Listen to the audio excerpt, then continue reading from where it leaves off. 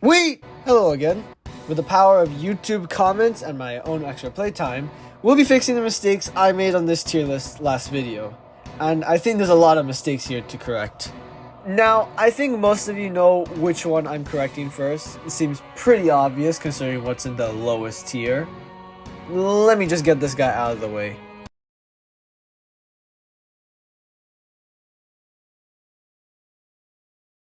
Why is this unit only good in 2 more subchapters? And why are they unbeatable without Scherma?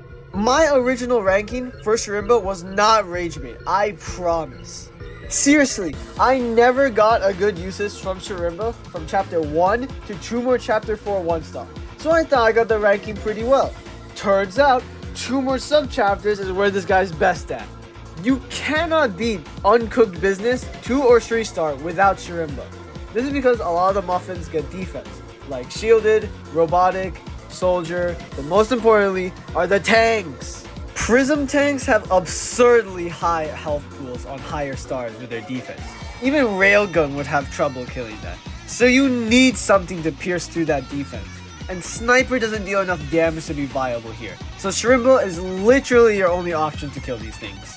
Sticking to the muffins, Doomsday is like one of the 5 enemies in the whole game that applies blindness. Guess what Scherma can do? That's right, the nichest ability ever of ignoring blindness, and only blindness, not even fog or any other status effect, just blindness. This chapter seems like it was just designed around Scherma. Besides Scherma's baking skills, he's good on 2 other subchapters. First being Red Herring, stuff like Bottled, Sunbeam, and Brave Rush get countered pretty hard by Scherma. And Black Badatella, I think that's how you say it, reintroduces these enemies, plus a few others with high defense like Dark Shield and Prime. TLDR, Scherma's only good in 2 more subchapters, and you can't beat them without Scherma. So he's in S tier because you literally can't beat the game without Scherma. And I didn't play any of those when I made that ranking, so apologies there. Now with the main course out of the way, it's time for the nitpicks y'all had on the list, and a few minor changes I made. I don't know what y'all are talking about. I still stand by the fact that Bucket is just a better Hoarder. But I'll give you this. Hoarder can redirect Sapper shots, so it's good for Scream, Spyro, and other stages with him. And it can be used on higher stars as a staller, where Bucket would be one-shotted either way. So with 2 whole niche scenarios, he goes up 1 tier. I put Barbed in F tier because he didn't have any noticeable upgrades compared to just 2 spike battlers. But y'all pointed out that Barbed with its higher defense, it's better for tanking Betty and Bottled, so it can be used as a last resort if they push through your front line. It's also generally better in higher stars for survivability and won't die to AoE if you just place down 2 of the spikes. I still think spending $1,200 for a unit just to counter a mistake you made for not killing an enemy in time is a bit much, so he only got up to C tier. Still much better than his high F tier last time. This is the second major mistake I made on that last ranking.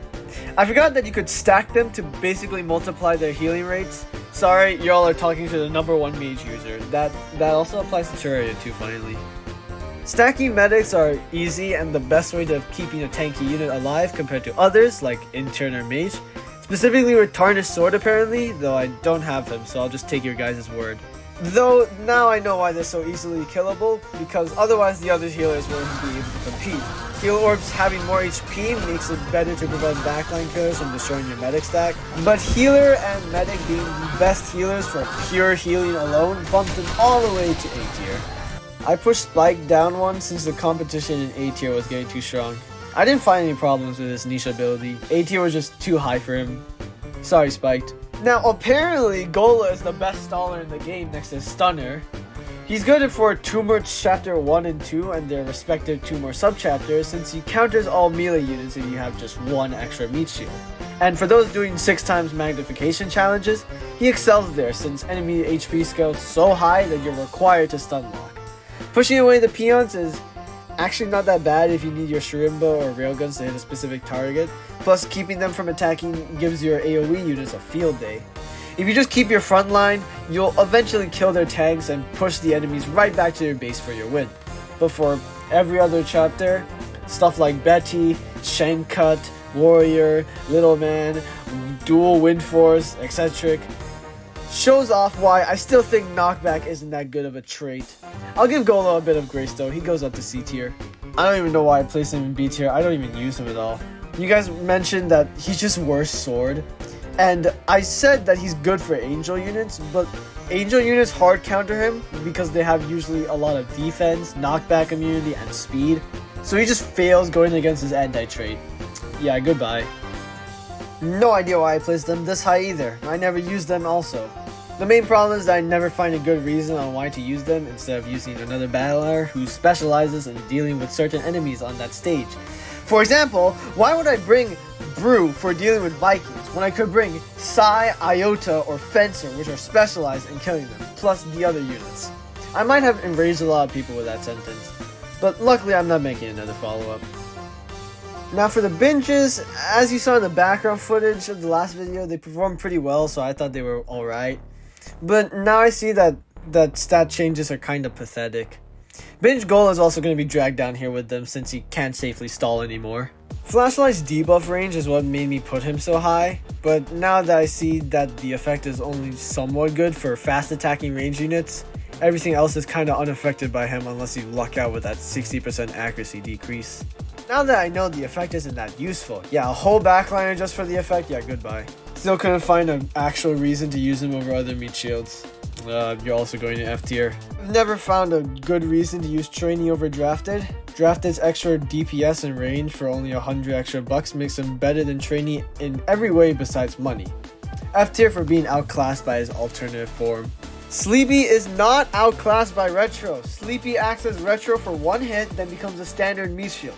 Retro will always die in 4 hits. Sleepy isn't guaranteed that though, so he's better in lower stars. But I'm pushing him down since he doesn't deal a lot of damage. I use Prospector a lot more than Miner since the spam ability Miner has is outclassed by Prospector's sheer HP and DPS. So unfortunately he's falling a few ranks. Okay, with a bit more shuffling later, this is the finalized tier list.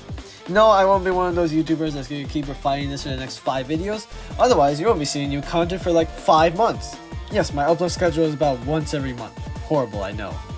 If I got something horribly wrong yet again, I'll correct it in the super rare tier list. I need to switch off Battle Bricks content before tumors start growing on me. I ain't becoming the next tarnished baller, alright? Well, that's all folks. Time for my departure.